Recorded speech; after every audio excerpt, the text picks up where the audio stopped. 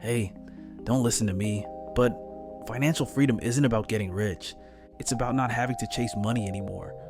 Most people spend their entire lives trying to earn more, save more, invest more, and still end up stressed about bills.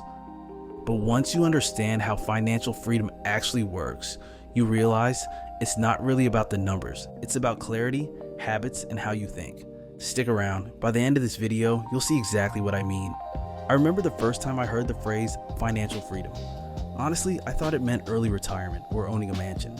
But as I got older, I realized it's not about never working again. It's about having options. A few years back, I was juggling debt, scraping by every month, telling myself, next month I'll finally get ahead. Spoiler, I never did. It wasn't until I stopped and asked myself why I even wanted money, what freedom actually looked like for me, that things started to shift. So, if you've ever felt stuck, or like you're working hard but not really moving anywhere, this might be the reset you've been needing. Step 1. Define what financial freedom means to you. Let's be real.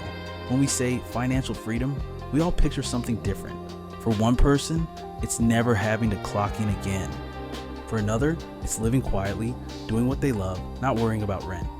So the first and most important step is figuring out what it actually means to you. Like, what does your life look like? What are you doing? What do you have? And most importantly, how do you want to feel? Freedom's personal. It's not a fixed number. And clarity always comes before strategy, because if you don't know your target, you'll never know when you've hit it. Have you ever noticed how we chase money without really knowing why we're chasing it? Yeah, that's where a lot of us get lost. Once you define your version of freedom, start attaching real numbers to it. If you dream of a mansion, find out where, how much it costs, what maintenance runs, what housekeeping looks like. If it's a yacht, look up docking fees, insurance, fuel, crew costs. And if your dream is simpler, like, I just want to live the way I do now but not have to work, that's fine too. Figure out what that costs each month, each year. Then ask, what kind of passive income would cover that? This step matters more than anything else, because without a defined vision, everything else is guesswork. You can't hit a target you never aimed at. Step 2, learn aggressively. Once you know what financial freedom means to you, learn everything you can about it. I mean really learn, binge on it. Absorb how money works, how to make it, grow it, and manage it. Read about investing, business, psychology, human behavior, real estate, passive income, habits, whatever fits your version of freedom. The point isn't to get it perfect. Even if you learn something that ends up being wrong, the process itself keeps your brain engaged with your vision. And that's huge, because learning keeps your momentum alive. Honestly, it's okay to get a little obsessed.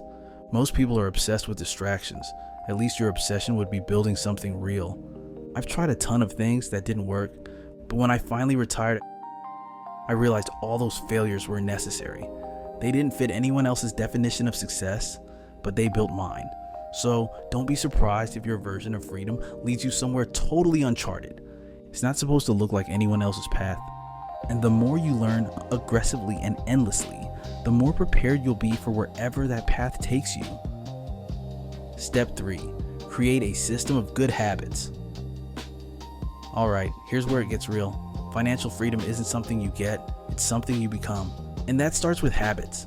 Your routines, your decisions, your thoughts. They build your reality brick by brick. Start by just observing what you do every day. When you wake up, how you handle stress, what you do when you're bored. Don't judge it, just notice it. Then ask yourself, does this match who I want to be when I'm financially free? Because if not, something's got to change. Freedom doesn't come from one big move. It comes from hundreds of small, consistent choices. It could be anything. Your morning routine, how you spend your downtime, how often you scroll, what you eat, how you manage money, how you talk to yourself. As you grow, your habits will keep evolving. That's normal. The key is to build systems that support all parts of you. Financial, emotional, physical. Not just systems that save money, but ones that help you stay healthy while you grow wealth. And if it feels uncomfortable, good. If you're not where you want to be, it means you can't keep doing what you've been doing. You've got to stretch a bit. As the saying goes, doing the same thing and expecting a different result? Yeah, that's insanity. Step 4, master your emotions. This one's the real test. Success, especially financial success, eventually comes down to being the right person, in the right place, at the right time. The first 3 steps are about becoming the right person. This one's about staying that person, calm and centered until the timing lines up. Because trust me, impatience will show up, doubt will show up, discouragement will show up, sometimes through situations, sometimes through people, but honestly, most of the time, it's just stuff inside you that's still unsettled. Learning to master your emotions isn't about ignoring them, it's about understanding them. Your emotions usually follow your thoughts. Change what you think and you change how you feel. Start reframing things. When something goes wrong, instead of saying, "This always happens to me," try, "Maybe this is redirecting me to something better." Catch yourself when you spiral. Interrupt it. Practice gratitude, reflection, awareness, not as fluffy affirmations, but as tiny daily recalibrations. Because mastering your thoughts is mastering your emotions. And mastering your emotions, that's what keeps you from quitting right before everything clicks. Financial freedom isn't just a number. It's a state of clarity, consistency, and calm. You don't stumble into it by luck, you grow into it. One thought, one habit, one choice at a time. And if you stick with it long enough, you'll wake up one day and realize you've already been free for a while. You just hadn't noticed yet. If this helped you see money or success differently, hit that subscribe button. I post new videos every week about building a life that feels like freedom. And drop a comment below, seriously, what does financial freedom look like for you? I'd love to hear it.